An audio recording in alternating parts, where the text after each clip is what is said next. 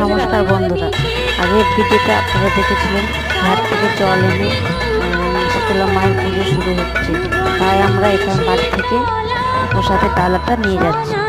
এবার দেখুন, এই যে মা শীতলার পুজো শুরু হয়ে গেছে, পুজো হচ্ছে ঢাকা আছে। এই যে বাবা ঘণ্টাকর্ণকে স্নান করাচ্ছে। এই যে আমরা সবাই বসে গেছি পুজো দেখতে। এই যে সবাই চলে এসেছে অঞ্জলি দিবে, সখীগণ সব।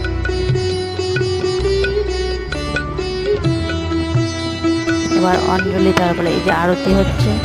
আরতি শেষ করার পর আমাদের অঞ্জলি দিতে হবে।